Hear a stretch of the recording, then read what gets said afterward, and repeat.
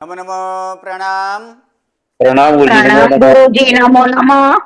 नमो रिहंताणं नमो सिद्धानं नमो आयर्याणं नमो वज्रायाणं नमो लोये सब्बसाहूणं यशो पञ्चनमुक्कारो सब्बपापपणासनो मङ्गलानं च सव्वेसिं पठमं हवै मङ्गलम् अज्ञानतिमिरन्धानां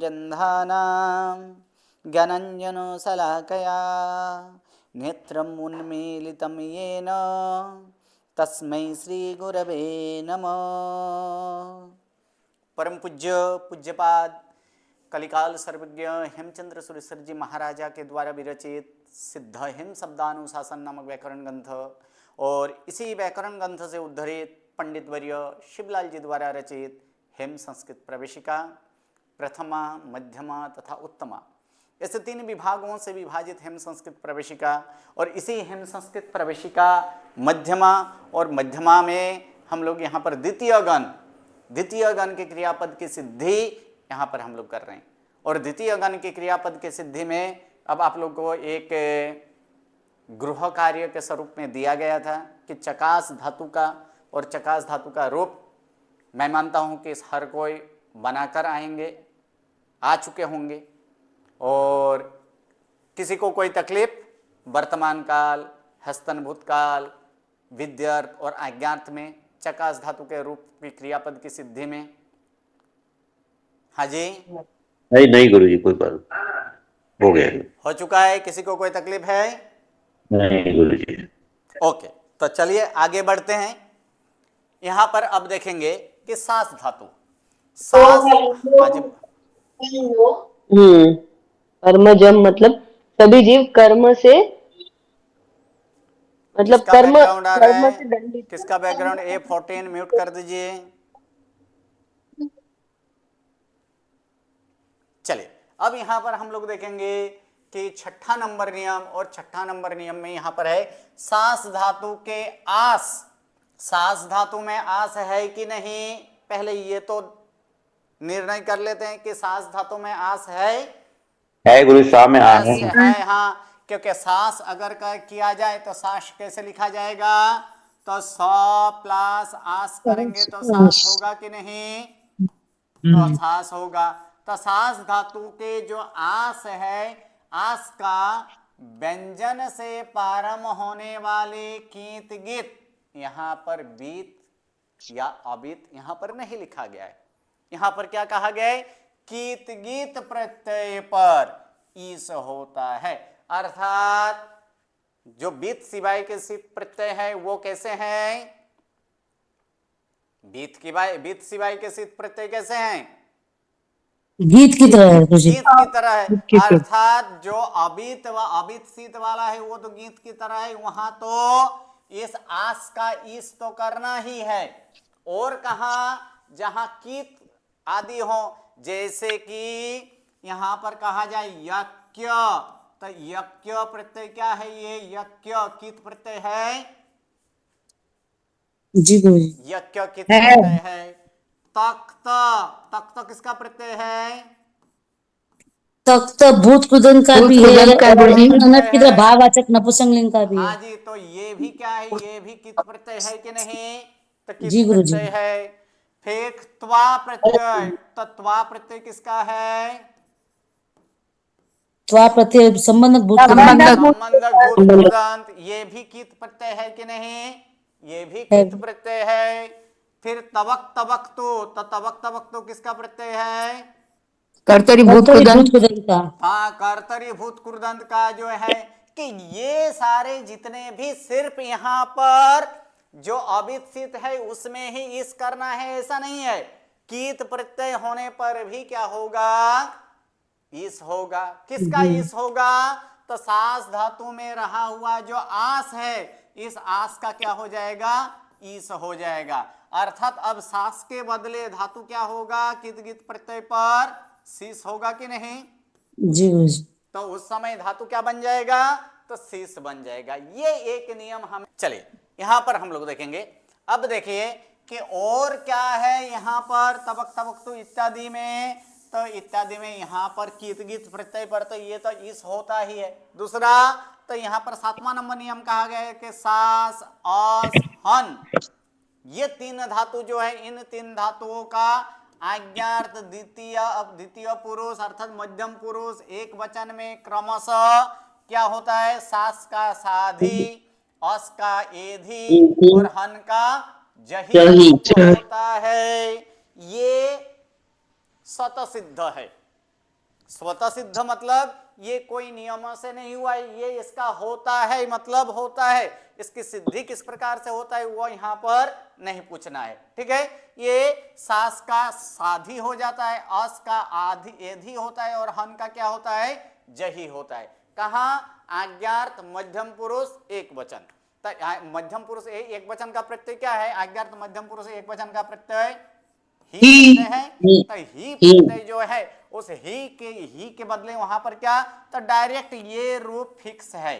कौन कौन से धातु में, सास धातु में, अस धातु में और हन धातु में। इतना हमें ध्यान में रखना है। एक नियम क्या किए यहाँ पर कि व्यंजनादि कीत, यहाँ पर व्यंजनादि कीत कित प्रत्यय पर आस का क्या होता है, इस होता है। और दूसरा एक नियम कि आज्ञार्थ में सास धातु का साधी, अस धातु का एधी और हन धातु का क्या होता है, जही होता है, ठीक है। अब यहाँ पर हम लोग रूप करेंगे सास धातु का। यहाँ पर जो है कि सास धातु का रूप किस प्रकार से होता है उसको पहले यहाँ पर हम लोग देखेंगे, ठीक है। तो सास धातु का रूप हम लोग यहाँ पर देखेंगे। तो चारों चार काल में पहले यहाँ पर देख लेते हैं सास धातु का रूप चारों चार काल में।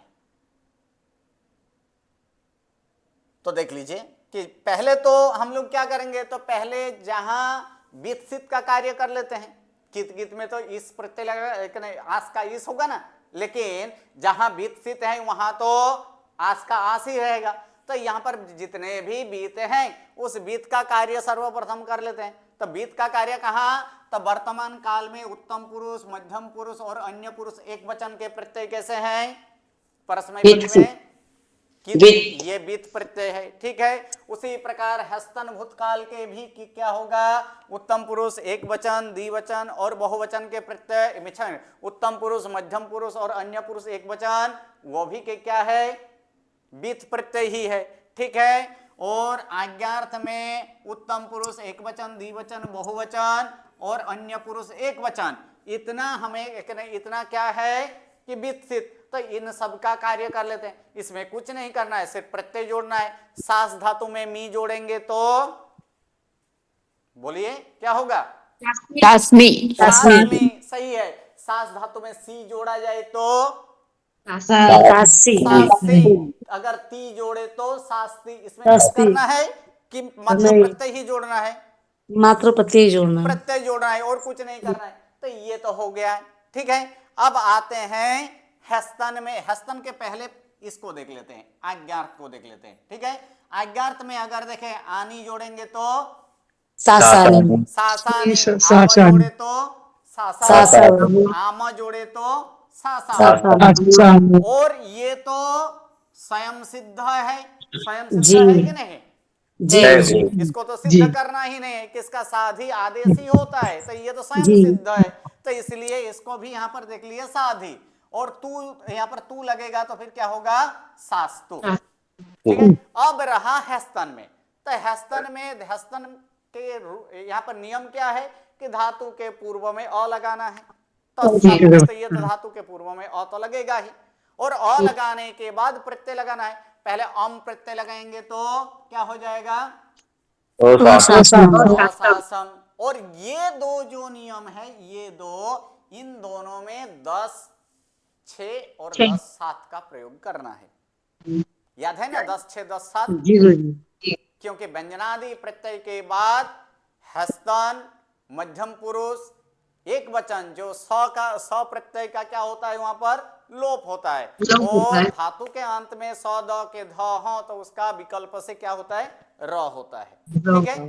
दूसरा कि यहाँ पर क्या है नियम कि हस्तन भूतकाल अन्य पुरुष एक वचन का जो दादिव प्रत्यय है, उस दादिव प्रत्यय का भी क्या होता है, लोप होता है। और पद के अंत में अगर स हो तो उसका क्या हो जाता है, वहां पर उसका द होता है, अच्छा हाँ गुरु ठीक है, उसका द्वा होता है। हाँ जी बोलिए। गुरु जी, ये जो वर्तमान काल में मध्यम पुरुष में है ना शास्त्री, तो वो मूर्धन्य से क्यों नहीं है वहां पे? हाँ, मूर्धन्य स क्यों नहीं, बहुत बढ़िया प्रश्न है कि वहां पर मूर्धन्य स क्यों नहीं हुआ है। चलिए यहाँ पर हम लोग देख लेंगे कि धातु क्या है, सास प्लस प्रत्यय क्या है, सी प्रत्यय। ठीक है, अब ये सी प्रत्यय है, दंत स का मूर्धन्य स कब होता है उसको एक बार हम लोग याद कर लेंगे। किसका दंत स का मूर्धन्य स करने के लिए क्या क्या चाहिए, नामी उसके बाद अगर दंत स हो, नामी के बाद अगर दंत स हो तो इस दंत स का क्या होता है, मूर्धन्य स होता है। या तो फिर किसके बाद, क वर्ग, वर्ग के बाद, क वर्ग के बाद अगर दंत स हो तो फिर क्या होता है, उस दंत स का मूर्धन्य स होता है। अथवा तो अंतस्था क्या है यहाँ पर, अंतस्था। इस अंतस्था के बाद अगर दंत स हो तो वहां पर क्या होता है, दंत स का मूर्धन्य स होता है। ठीक है, अब यहाँ पर हमारे पास दो स है, दो स है ना, एक ये स है और एक ये स है। ठीक है, तो पहले इस स्व की बात कर लेते हैं। इस स्व के पूर्व में क्या है, आ है। आ है, अनामी क्या? से। तो आ ये क वर्ग और अंतस्था में आता है, नहीं आता है, क्योंकि क वर्ग और अंतस्था ये दोनों के क्या यहाँ पर क्या ऐसे है कि व्यंजन है। व्यंजन है। ठीक है, क वर्ग और अंतस्था व्यंजन है, जबकि यहाँ पर आ ये तो क्या है, स्वर है। ठीक है, और स्वर का एक ही नियम है कि अगर नामी हो तो ही क्या होगा, दंत स का मूर्धन्य स होगा।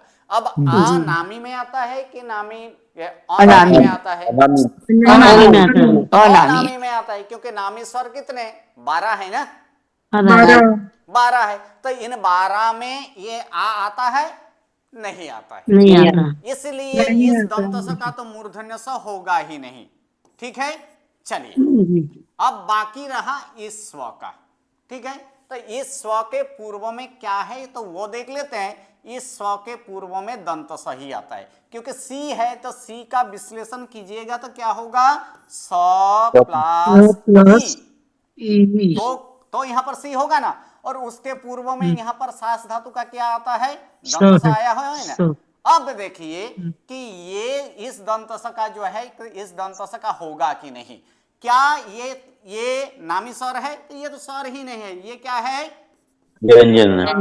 ये व्यंजन है। ठीक है, अब व्यंजन में दो देखेंगे, क्या ये दंत स क वर्ग में आता है, नहीं आता है, क वर्ग में नहीं आता है। अंतस्था में आता है, नहीं आता है, अर्थात इस स का भी मूर्धन्य स नहीं होगा। अब आप समझ गए होंगे कि क्यों नहीं किया उसका मूर्धन्य स। आ गया जवाब? हाँ जी गुरु, ओके, धन्यवाद गुरु जी। चलिए अब आगे का यहाँ पर हम लोग देख रहे हैं कि अब हस्तन में जो बोला गया कि इसका तो डायरेक्ट प्रत्यय लगा देंगे, हो जाएगा। यहाँ पर दो नियम यहाँ पर लगाएं, एक 10-7 और 10-6। इसमें कौन सा लगेगा, इसमें 10-7, और इसमें क्या लगेगा, इसमें 10-6। ठीक है, ये दो नियम लगा दीजिएगा, हो जाएगा कि बनाना पड़ेगा, बोलिए। नहीं गुरुजी, हो जाएगा, कल भी किया था हमने, हो जाएगा ना जी। चलिए, तो अब बाकी रहता है अब अबित में। ठीक है, बित सित के तो सारे के सारे हो गए। अब अबित सित क्या करना है, तो अबित सित में सास जो है, सास के बदले क्या हो जाएगा, अबित सित में शीश हो जाएगा। सही है, अब शीश होगा, सास के बदले अब शीश। अब यहां पर हम लोग देखेंगे सास धातु का कोई भी यहाँ पर एक दो यहाँ पर हम लोग देख लेते हैं, बाकी उसी के अनुसार होगा। ठीक है जी। और कुछ जगह पर संधि के पूर्व के संधि का नियम का हम लोग इसमें प्रयोग करेंगे। प्रथम नंबर यहाँ पर धातु क्या है, सास प्लस प्रत्यय क्या है, वस प्रत्यय है ना, सास प्लस बस। तो बस ये व्यंजनादि, ये व्यंजनादि है और ये गीत प्रत्यय है कि नहीं, क्योंकि बीत सिवाय प्रत्यय गीत है और व्यंजनादि गीत है, इसलिए इसमें क्या होगा, सास का क्या हो जाएगा, शीश होगा। सास का क्या हो जाएगा यहाँ पर, शीश होगा। सिस प्लस वस। वस। अब देखिए कि नामी, ये ह्रस्व क्या है, नामी है, नामी है। नामी है, इसलिए दंतस का क्या हो जाएगा यहाँ पर, मूर्धन्य स। और इसको यहाँ पर हम लोग रूप कर देंगे तो रूप क्या हो जाएगा, वस।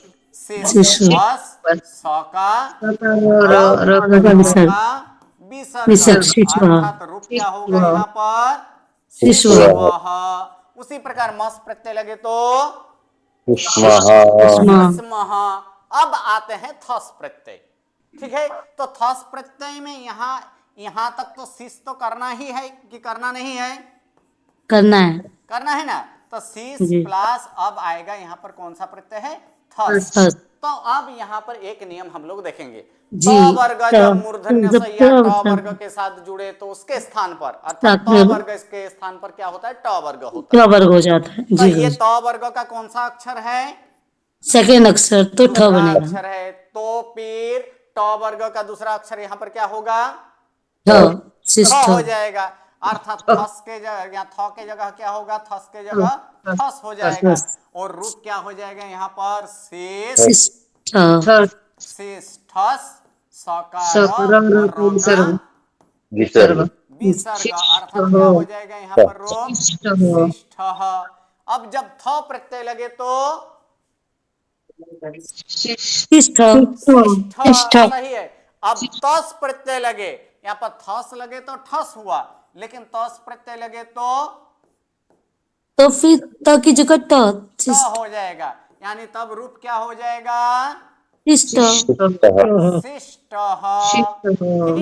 ये एक नियम हमें संधि का, इस नियम को याद रखना है कि त वर्ग जब मूर्धन्य से या ट वर्ग के साथ जुड़े तो उसके स्थान पर क्या होता है, ट वर्ग होता है। ट वर्ग होता ये है। नियम हमें याद रखना है, ठीक है। इतना तक तो व्यंजनादि कीत गीत प्रत्यय तो हो चुका है, ठीक है। अब देख लेते हैं कि स्वरादि कीत गीत में, स्वरादि गीत में क्या होता है। तो कुछ नहीं, हम जानते हैं अंति का क्या आदेश होता है, न हट जाता है, अति हो जाता है। यानी अंति का क्या, अति हो जाता है ना। तो ये जी। सास प्लस अति, अर्थात इसमें ई नहीं होगा, क्यों, जी। क्योंकि ये स्वरादि कीत स्वरादि है, है। और जी। कहाँ करने के लिए बोला गया ई, तो व्यंजनादि कीत गीत पर, इसलिए ये सासती। इतना क्लियर। जी गुरुजी। चलिए अब आगे उसी प्रकार, जैसे यहाँ पर बस लगा था, ये हस्तन है इसलिए आगे तो अ लगेगा ही, और आगे ये मूर्धन्य स भी होगा, क्योंकि जैसे सास का शिस हो जाता है उस समय दंत स का क्या हो जाएगा, मूर्धन्य मूर्धन्य स। हो ही जाएगा। इसलिए क्या होगा रूप, अशिस्व अशिष्टम। अशिस्म, ठीक है।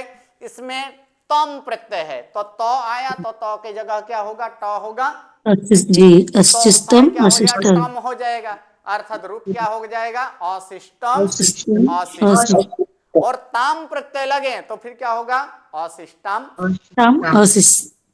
बस ठीक है। अशिष्टम एक ही अब है। स्वरादि यहाँ पर अन प्रत्यय था, अन का क्या आदेश होता है, उसपुस होता है। जी उस तो उसपुस ये आदेश जो है वो स्वरादि है, स्वरादि है कि नहीं। और स्वरादि होने के कारण इसका आस का इस नहीं होगा, तो क्या हो जाएगा, असास प्लस उस, अर्थात असासुस, स का र का विसर्ग, अर्थात क्या होगा, असाशुहु, ठीक है। चलिए आगे, तो आगे यहाँ पर इसमें तो हरेक में क्या बन जाएगा, सास का शीश होगा, और शीश होने के बाद क्या होगा, यहाँ पर याम याव याम प्रत्यय लगाते जाइएगा, सीधा सीधा कुछ जोड़ना नहीं है। होगा। और यहाँ पर सब में शीश होगा, अर्थात दंत स का भी क्या हो जाएगा, मूर्धन्य स हो मूर्धन्य जाएगा। स। इसलिए रूप क्या होगा, शिष्याम शिष्य। शिष्याव शिष्याम शिष्याः शिष्यातम शिष्यात शिष्यात शिष्याताम शिष्युः, शिशु। ठीक है। अब साधी ये तो पहले से ही स्वयं सिद्ध है, इसको तो कर चुके हैं। अब यहाँ पर तम प्रत्यय, तो फिर से क्या होगा, शिष के बाद तम, यार शिष्टम, तो लगेगा शिष्ट, ताम लगेगा तो क्या होगा, शिष्टम। और अंतु का क्या होता है, अतु होता है, और अतु अस्वर है, इसलिए क्या हो जाएगा, सासतु। क्लियर। सिर्फ इतना ही है, एक नियम हमें याद रखना था, कौन सा, त वर्ग जब मूर्धन्य स या ट वर्ग के साथ जुड़े तो उसके स्थान पर क्या होता है, उसके स्थान का मतलब त वर्ग के स्थान पर ट वर्ग होता है। क्लियर यहाँ तक। जी गुरुजी। चलिए, अब इस प्रकार ये तो हो गया। अब वर्तमान कृदंत देखते हैं। तो वर्तमान कृदंत, और वर्तमान कृदंत के लिए कौन सा प्रत्यय है? अतशत्रु और आनस। परस्मैपदी धातु को अशत्रु, आत्मनेपदी धातु को आनस। आनस। क्या लगेगा यहाँ पर? जो परस्मैपदी धातु हो तो उसको अशत्रु लगेगा, और आत्मनेपदी धातु हो तो उसे क्या लगेगा? आनस लगेगा। ठीक है, तो वो आनस लगेगा। तो सबसे पहले रुद्र धातु में अत लगेगा तो क्या बनेगा? रुदत बनेगा कि नहीं? जी, रुद प्लस बन अत जाएगा। रुदत। स्वस्थ धातु में अतशत्रु लगे तो फिर क्या होगा? सस्वत होगा कि प्लस नहीं? प्लस अत ससत। जी गुरु जी। सस्वत हो जाएगा। और उसके बाद यहाँ पर चिन्हवत कहा गया, अर्थात गच्छत के अनुसार हम लोग रूप करेंगे। ठीक है, अब जक्ष धातु में अतशत्रु लगे तो जक्षर। जक्षर। गुरु जी, हाँ जी, पर स्त्रीलिंग में न नहीं लगेगा ना इसमें? किसमें? रुदंती रुदती होगा ना खाली? हाँ जी, रुद- इसमें स्त्रीलिंग जब करें, हाँ स्त्रीलिंग जब किया जाए तब उसमें इंगी प्रत्यय लगाइए। हाँ, इंगी रुदती। प्रत्यय लगाने के बाद हाँ। इसमें रुदत का क्या हो जाएगा? रुदती। रुदती न नहीं लगेगा क्योंकि अ नहीं है। नहीं, यहाँ हाँ, पर नॉन नहीं लगेगा, इसलिए बस हम ये इसको चिन्हवत clear, की तरह बोला जाएगा। clear. ठीक है, अब Okay. यहाँ पर देखते हैं, जक्ष धातु में अतशत्रु लगेंगे तो जक्षर। जक्षर। ठीक है, अब देखिए, दरिद्रा का दरिद्रत हो चुका है। क्या हो चुका है यहाँ पर? दरिद्रत का, यहाँ पर दरिद्रा, यहाँ दरिद्रा धातु था, अतशत्रु लगा तो ये इसमें क्या हो गया है? दरिद्र। उसी प्रकार जागृ में अतशत्रु लगेगा, अ कैसे है? स्वर है, और पूर्व में अस्वर लगकर क्या हो जाएगा? र होगा, इसलिए इसका क्या होगा? जागृत। जागृत नहीं, जागृत। जागृत जी गुरु, जागृत। जागृत। चकास धातु में अतशत्रु लगे तो चकासत, और सास धातु में अतशत्रु लगे तो सासत। ठीक है, तो ये जो कहा गया है कि इन 5 धातुओं में जब कृदंत में घूट प्रत्यय हो, कहा तो पुल्लिंग के प्रथम 5 प्रत्यय कैसे? घुट प्रत्यय है, तो उस घुट प्रत्यय में क्या जोड़ा जाएगा? न। यानी यहाँ पर जोड़े गए नौ का क्या होगा? वहां पर लोप। यहाँ पे नहीं जोड़ेंगे इसका मतलब। हाँ, अर्थात मुख्यतः कि इसमें नौ का प्रयोग इसमें नहीं करना है। कहा? जब इसका हम लोग रूप करेंगे, आगे वाला में होगा, आगे वाला में रुद्रत का, अर्थात वहां पर क्या होगा? रुदंत रुदंतो रुदंतः, रुदंतम रुदंतो रुदतः। उसी प्रकार सस्वन सस्वंतो सस्वंतः, उसमें नौ का प्रयोग किया गया है। ठीक है, तो गुरु जी फिर रुदंत स्त्रीलिंग में क्यों नहीं अंति होगा? हाँ, स्त्रीलिंग में क्यों नहीं इंगी होगा? बोले क्यों नहीं होगा? जी गुरु जी, एक्चुअली मुझे क्लिक भी नहीं हुआ, संतोष भाई ने बोला तो इसीलिए मेरा प्रश्न ही था कि मैं आपको करूं। हाँ, अगर उसमें इंगी प्रत्यय की उसमें होता है, वो तो वो कहाँ होता है? अविकरण प्रत्यय हो तो। हाँ, तो इसमें तो विकर्ण प्रत्यय ही नहीं है ना? जी। अच्छा गुरु जी, तो यहाँ पे हमको विकर्ण प्रत्यय यूज नहीं कर रहे, इसके लिए मतलब मुझे ऐसे लगता था कि हमने हर बार पढ़ा। दूसरे और तीसरे गण में विकर्ण प्रत्यय है नहीं? है हाँ, ना? नहीं है, नहीं, पर तो है। वर्तमान कृदंत के आपने पहले किए तो वहाँ पे है ना गुरु जी? वर्तमान कृदंत के इसके पहले जहां जहां कृदंत, क्योंकि विकर्ण प्रत्यय कहाँ लगाया जाता है, तो उसके लिए मध्यमा जब हम प्रारंभ किए थे तो उसके प्रथम नियम ही था, कर्तरी प्रयोग में सित प्रत्यय लगने पर धातु को क्या लगाया जाता है? असव लगता है। अच्छा, हाँ, विकरण प्रत्यय लगता है, अर्थात। लेकिन असव विकरण में पहले ही बता चुका हूं, असव विकरण ये पहले गण का है ही नहीं, लेकिन सित प्रत्यय है, इसलिए वहां पर क्या लगता है? और वैसे असव विकरण प्रत्यय लगाए। और अन्य गणों में तो अन्य गणों में विभिन्न प्रकार के उनके विकरण प्रत्यय है, जो जिनके विकरण प्रत्यय है उसका प्रयोग किया जाता है। ठीक है, इसलिए वहां पर यह होता है, लेकिन इसमें तो विकरण प्रत्यय है ही नहीं ना। और जी, वहां बराबर पर क्या था कि वहां पर छठे गण की तरह के विकरण प्रत्यय के पूर्व में जो अ है तो तब वहां पर नौ लगाया जाता है। इसमें तो विकरण प्रत्यय नहीं है, इसमें इसलिए नहीं लगेगा। ठीक है गुरु जी, एक और क्वेश्चन है, दरिद्रत में दरिद्रा का आ क्यों गया हटा? बोलिए ये क्यों हुआ? गुरु जी मेरा तो क्वेश्चन ही है। बोलिए ये क्यों हुआ? एक मिनट। इसका भी एक पहले नए आ चुका है। आकारान धातु है ना? जी। धातु कैसे है? आकारान धातु है। और ऐसे एक नियम, ठीक है, याद तो नहीं लेकिन लगभग ऐसा है कि आकारांत धातु का आ का कित गित प्रत्यय पर लोप होता है, यानी स्वरादि हाँ, कित गित शायद प्रत्यय सुना है क्या जी है, गुरुजी, शायद स्वरादि सुना कित है। गित प्रत्यय पर, कित गित प्रत्यय ने स्वरादि कित गित प्रत्यय पर क्या होता है, उसका आकारांत धातु का आ का अच्छा, स्वारादि लोप कित होता है। कित प्रत्यय पर लोप होता है। हाँ, ओके या गुरुजी। तो फिर एक बार इसी में एक बार दरिद्रा का रूप देख लीजिए। जी दरिद्रा गुरुजी। में अंति का जब लगाते थे ना, तो वो वाला नियम याद कीजिए। आकारांत धातु में दरिद्रा धातु के लिए ही जो नियम हम लोग किए थे ना, कहाँ किए थे, जी। तो देख लीजिए यहाँ पर क्या बोला गया है कि स्वर से प्रारंभ होने वाले अविकसित प्रत्यय पर आ का क्या होता है, ई होता है वहां तो। ये होता आ है। का ई नहीं, ये तो नहीं, व्यंजनांत ये व्यंजन का है, ये व्यंजन का है। स्वर से आ का लोप लोप होता होता है कि है, नहीं? आ का लोप होता है जी। तो आ ये का लोप चौथा होता है। नंबर नियम, ये चौथा नंबर जी नियम देख लीजिए। अब दरिद्रा प्लस जी मा गुरुजी। धातु है, जी गुरुजी, तो ये बिल्कुल हाँ, अविकसित है और साथ साथ क्या है, बिल्कुल। ये अविकसित भी है कि नहीं। बराबर बराबर गुरुजी, हो गया जी जी, ये नियम लगा। ओके, जी जी चलिए अब आगे यहाँ पर हम लोग क्या, तो इसमें क्या नहीं होगा, इसमें नौ नहीं लोप हो जोड़ा जाएगा। जाएगा, ठीक है। तो यहाँ पर जी नौ नहीं जोड़ेंगे, और नपुंसकलिंग प्रथमा द्वितीया बहुवचन में जोड़ा गया नौ का विकल्प से लोप होता है, क्योंकि घुट प्रत्यय कितने हैं, पुल्लिंग के प्रथम 5, नपुंसकलिंग के दो। अंतिम दो बहुवचन अंतिम के। अर्थात प्रथमा द्वितीय बहुवचन का प्रत्यय। लेकिन जी। नपुंसकलिंग में कहा गया है कि उसमें विकल्प से होता है। इसका मतलब क्या है कि दो रूप पुल्लिंग में होंगे। तो नहीं होता है, परंतु नपुंसकलिंग में क्या होता है, वो विकल्प से होता है। इसीलिए इसका रूप पुल्लिंग में जक्षत का क्या हो जाए, जक्षत जक्षत जक्षतौ जक्षतः, अर्थात मरुत मरुत मरुतो मरुतः। जो व्यंजनांत हम लोग देखे थे उसी जी जी व्यंजनांत की तरह चलेगा, ठीक है। नपुंसकलिंग में अगर देखा जाए तो जक्षत जक्षत जक्षति, एक बार जब नौ लगाए तब जक्षंती, और नौ नहीं लगाए तब क्या होगा, जक्षति, जक्षते। ठीक है। स्त्रीलिंग में तो इंगी प्रत्यय लगाए जक्षति, और उसके बाद नदी के अनुसार रूप करेंगे, नदी नद्यो नद्यः नद्यः, जक्षत्यः जक्षति जक्षत्यो जक्षत्यः, जक्षत्य।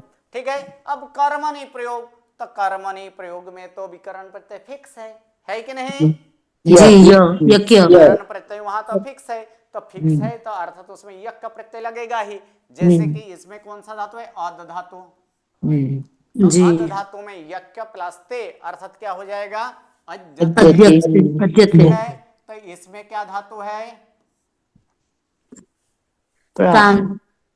अन धातु, प्र प्लस अन प्र धातु। प्लस अन धातु है, प्रसन्न ठीक है, धातु। प्र जी प्र प्लस प्लस अन धातु। अन धातु है, तो इसलिए इसका क्या हो जाएगा, प्राण्यते। प्राण।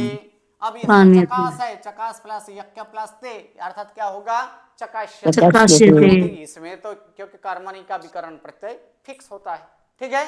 चलिए अब क्रुदंत में कर्मणि वर्तमान क्रुदंत जब करें तो कर्मणि क्रुदंत में कौन सा प्रत्यय लगता है, आत्मनेपदी का प्रत्यय लगता है ना। तो इसमें भी आत्मनेपदी का क्या लगेगा, आनानस लगेगा, अनानस। आनमानस लगेगा। और य में कर्मणि है, अर्थात य विकरण प्रत्यय लगाना है कि नहीं, लगाएंगे। विकरण जी लगाएंगे। तो य में अ है, तो अ है तो जी तो है। दोनों के पूर्व में किसका आगम होगा, मौ का आगम होगा कि नहीं, म का आगम। मौ जी का आगम होगा। इसलिए क्या हो जाएगा, इसमें अद्यमानः, विद्यमान। ठीक है। उसी प्रकार यहाँ पर ये नपुंसकलिंग कर दें तो क्या हो जाएगा, प्राण्यमानम इत्यादि होगा, ठीक है। चलिए अब एक नियम यहाँ पर है, 9वां नंबर नियम। और 9वां नंबर नियम इस प्रकार से है, कौन से धातु के लिए, स्वाप धातु के लिए। धातु स्वाप है, तो यहां पर कहा गया कित प्रत्यय पर, देखिए गीत प्रत्यय नहीं, क्या प्रत्यय यहां पर क्या लिखा है, कित प्रत्यय पर स्वाप धातुओं के स्वर सहित व का क्या हो जाता है, ऊ होता है। वो होता है। किसका, स्वाप धातु में रहा हुआ स्वर सहित व, तो ये व है, स्वर सहित व में अ है कि नहीं है। यानी संपूर्ण व का क्या हो जाएगा, ऊ होगा। ऊ हो जाएगा। कहाँ, कीथ प्रत्यय पर। कीथ अब प्रत्यय। कीथ प्रत्यय, यक्य प्रत्यय ये भी कीथ है, तक्त प्रत्यय ये भी कीथ है, तवक तवक तो ये भी कृत है, त्वा प्रत्यय ये भी कृत, ये भी कीत प्रत्यय है। साथ में और भी जहां जहां कित प्रत्यय हो, जैसे तिक्ति प्रत्यय, वो प्रत्यय भी क्या है, कीत है कि नहीं। कित हाँ प्रत्यय। जी। तो जहां जहां कित प्रत्यय होगा वहां वहां सप धातु का क्या हो जाएगा, सुप होगा, क्योंकि व का जी। ऊ करने के लिए बोला गया है ना। धातु क्या है, स्वप। तो स्व। स्वप धातु में जो व है उसका ऊ हो जाएगा, तो रहेगा क्या, स प्लस ऊ प्लस प, अर्थात क्या हो जाएगा, इसका सुप होगा कि नहीं, जी। तब वहां पर सुप हो जाएगा। ठीक, तो यही बोला गया है, जिसके स्वप प्लस यक्य प्लस ते, तो व का ऊ हो गया, तो यानी रूप क्या हुआ, सुप्यते। ठीक है, गुरुजी गुरुजी यवृत भी हो गया ना, ये यवृत हो गया एक्चुअली, किसका, ये व का ओ किया तो। हाँ ये यवृत भी कहा जा सकता है, लेकिन ये सिर्फ स्वप धातु के लिए हाँ, स्वप नियम धातु है, के लिए। इसलिए इस नियम से ऊ हुआ है। जी जी। ठीक है, गुरुजी स्वप यानी स्वप यानी सोना सोना। सोना सोना इन- तो इसमें जैसे कि तख्त लगाए हैं तो क्या हो जाएगा, यहाँ पर सुप्तः, हम बहुत बार सुने हैं ये शब्द, सुप्त सुने हैं कि नहीं, जी, सोया हुआ। सोया हुआ। तो उसी प्रकार त्वा लगे, यहाँ पर त्वा लगाया तो फिर क्या हो गया, सुप्तवा, सुप्तवा। अर्थात सोकर। जी ठीक है, अब आगे यहां पर कहा जा रहा है 10वां नंबर नियम, कि कीत प्रत्यय पर जागृ धातु का गुण होता है। ऐसे कीत प्रत्यय पर कभी गुण होता नहीं है, होता है गुण, नहीं होता रूप का कभी भी गुण नहीं होता है, लेकिन ये एक अपवाद नियम है। जी। ये क्या है, ये नियम का एक अपवाद अपवाद। है, कि जैसे सिर्फ जागृ धातु के लिए और कोई धातु के लिए नहीं। कौन सा धातु, जागृ। तो जागृ धातु में कित प्रत्यय पर क्या हो जाता है, गुण हो जाता है। इसलिए इसका जब हम लोग यहाँ पर कर्मणि करेंगे तो उसमें क्या होगा, गुण होगा, अर्थात क्या हो जाएगा वहां पर, जागर है, तो रू का गुण क्या होता है, और होता है कि नहीं, जी यानी क्या हो जाएगा यहाँ पर, जागृ प्लस यक्य प्लस ते। अब इसका गुण करने के लिए बोला गया है, अर्थात क्या हो जाएगा, जागर होगा, जागर प्लस यक्य प्लस ते, तो रूप क्या बनेगा, जागर यते। हाँ जागर यते, क्या हो जाएगा यहाँ पर रूप, जागर यते। तो देखिए जागर यते है तो है, जब कर्मणि कृदंत करे तो आनो लगेगा और उसके पूर्व में मौका आगम होगा, तो क्या हो जाएगा, जागर्यमानम। Okay, clear. जी गुरुजी। अब जो है कि दूसरे गण के जो धातु हैं अभी भी, और भी दूसरा गण अभी भी चालू है। ठीक है, इसलिए और एक पार्ट देखने के बाद हम लोग दूसरे गण के धातु का क्या करेंगे, ये पुनरावर्तन करेंगे, उसका रूप करेंगे। लेकिन उसके पूर्व में ये जो धातुएं हैं, यानी जो धातु है, सिर्फ धातु का यहाँ पर अर्थ देख लीजिए। अर्थ क्या क्या यहाँ पर होता है उसको देखेंगे, धातु और शब्द का यहाँ पर अर्थ देखेंगे। तो अर्थ देखेंगे तो इसमें क्या हुआ है तो देख लीजिए। सर्वप्रथम यहाँ पर क्या हुआ है, एक धातु जो कि अद धातु है। अद धातु का अर्थ क्या होता है, खाना है ना।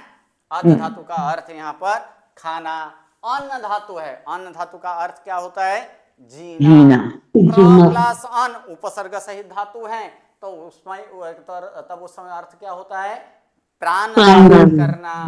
फिर चकास धातु है, चकास धातु का अर्थ होता है कि प्रकाशित होना, उद्योत होना। ठीक है, प्रकाशित होता। जक्ष धातु है, इसका भी अर्थ क्या होता है, खाना। जागृ धातु है जिसका अर्थ होता है जागना। दरिद्रा धातु है जिसका अर्थ होता है दरिद्र होना। रुद्र धातु है जिसका अर्थ होता है रोना।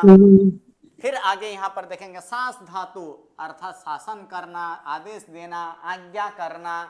ठीक है, वह होता है। अनु प्लस सास, तो तब भी क्या हो जाता है अर्थ, अनुज्ञा करना, अर्थात आज्ञा देना अथवा तो कहना। श्वास धातु है जिसका अर्थ क्या होता है, श्वास लेना। लेकिन बी उपसर्ग सहित करें तो अर्थ बदल जाता है। क्या अर्थ हो जाता है उस समय, विश्वास करना। और फिर निस उपसर्ग लगे तब भी अर्थ और बदल जाता है। क्या हो जाए उस समय, श्वास छोड़ना, निश्वास।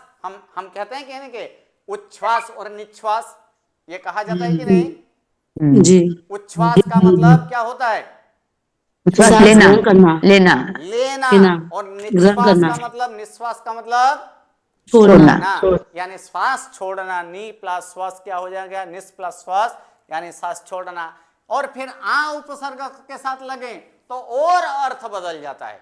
क्या होता है उस समय, आश्वासन लेना, आश्वासन क्या देना। होना है, अथवा आश्वासन लेना, अथवा तो किसी को आश्वासित करना, उसको ऐसे सांत्वना देना इत्यादि, जो आश्वासन देना। फिर यहाँ पर स्वाप धातु है जिसका अर्थ क्या होता है, सोना। ये सारे परस्मैपदी धातु हैं। ठीक है, अब आत्मनेपदी धातु देखे, जैसे चेष्ट धातु है जिसका अर्थ क्या है, चेष्टा करना। ये गण वन क्यों लिखा गुरुजी आपने? हाँ जी, पहले की गण है, प्रथम की। हाँ, पहले गण की है ना ये ये? पहले गण के धातु हैं, इसलिए यहाँ पर दिया गया है। अब आगे यहाँ पर हम लोग देखेंगे और कौन और शब्द, अब यहाँ पर हम लोग देख लेते हैं कि शब्द कौन कौन से हैं। तो शब्द में सर्वप्रथम यहाँ देख लीजिए शब्द। तो शब्द में यहाँ पर क्या है, अंतरा, ये एक अव्यय है। ठीक है, अंतरा शब्द का अर्थ बिना भी होता है। क्या होता है, बिना, अथवा तो बीच में, ऐसे भी अर्थ होता है। गर्धव अकारांत पुल्लिंग शब्द है जिसका अर्थ क्या होता है, गधा। ठीक है, चूत, ये भी अकारांत पुल्लिंग शब्द ही है जिसका अर्थ होता है आम। फिर है निस्वन, निस्वन शब्द का अर्थ होता है शब्द। फिर पौरव, यानी पूरु शब्द, पूर शब्द से पौरव बना है, पूरु शब्द से। जैसे कुरु शब्द से क्या बना है, कौरव, अर्थात ये तद्धित वाला शब्द है, अर्थात ये यहां पर पुल्लिंग में दिया गया है, ये विशेषण में भी होता है। ठीक है, तो ये कुरु संबंधी जो हो उसे क्या कहा जाता है, पौरव।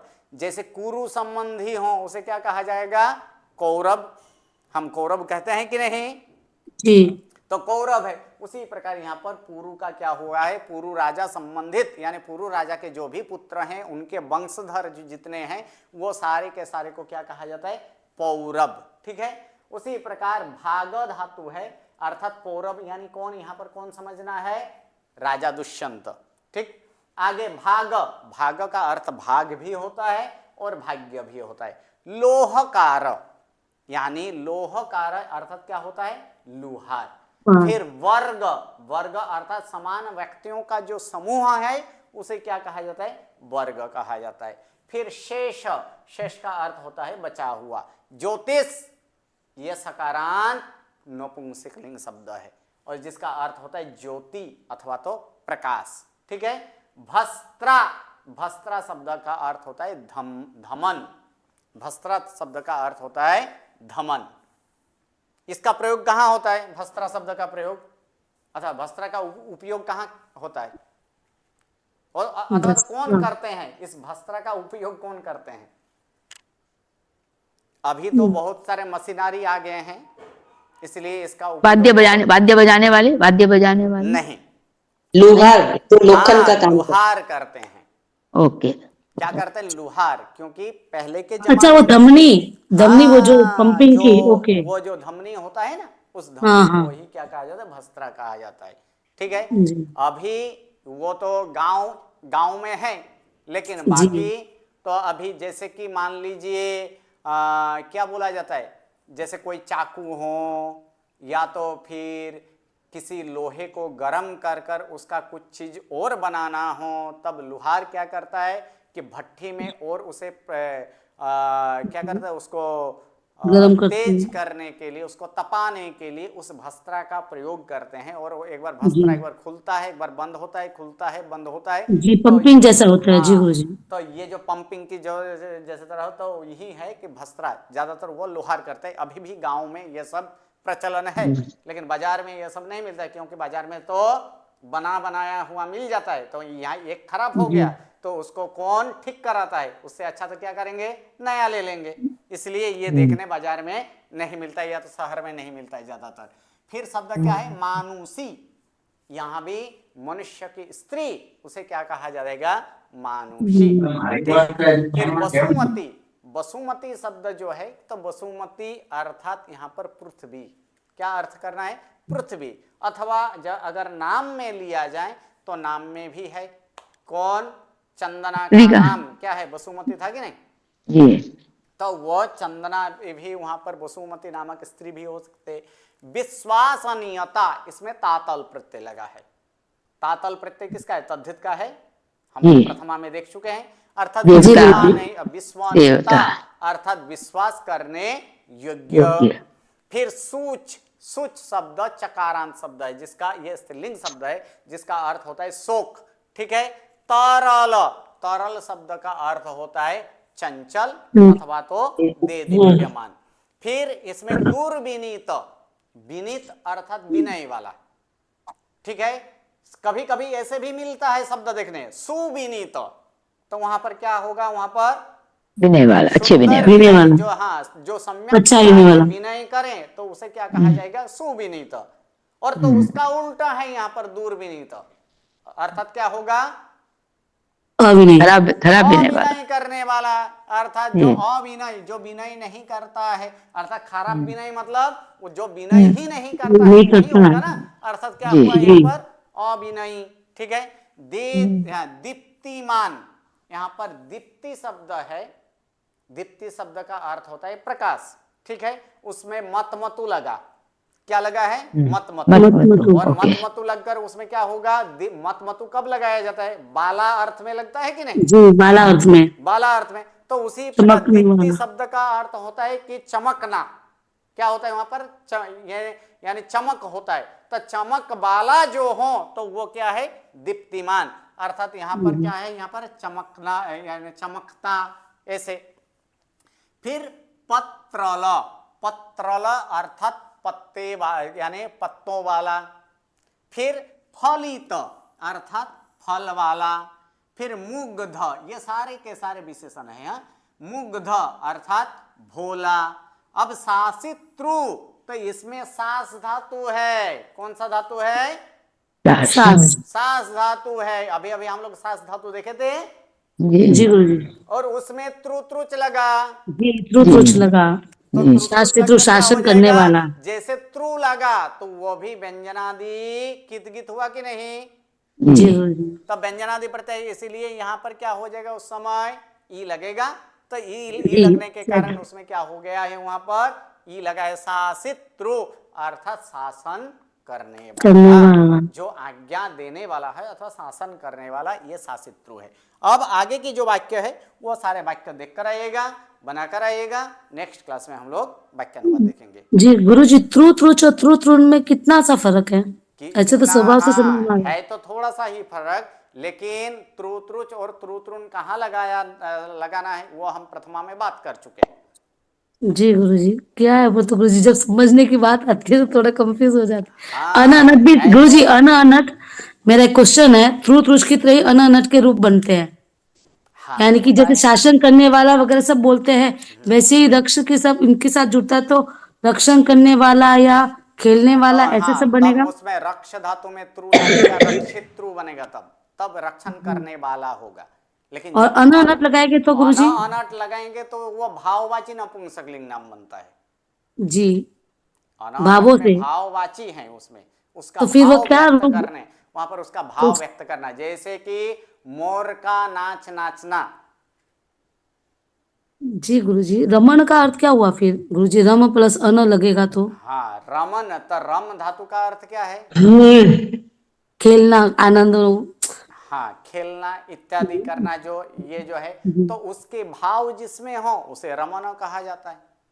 तो जहाँ पे मतलब खेलने का भाव आएगा, ऐसे कोई भी वाक्य आएगा, भाव जिसमें हो वो रमन है। जी गुरु जी। और यही अनअनट में गुरु जी नृत्य प्लस त लगकर नृतम बना, तो एक और त कहाँ गया? हाँ, एक और त कहाँ गया? तो उसमें नृत्यम डबल त होगा। डबल तो भी यहाँ पर डबल त भी होता है, या तो फिर एक त का लोप भी होता है, उसके लिए नियम भी है। ओके गुरु जी कल बताना ना कौन सा नियम है। ओके, चलिए, नमो नमो गुरु जी।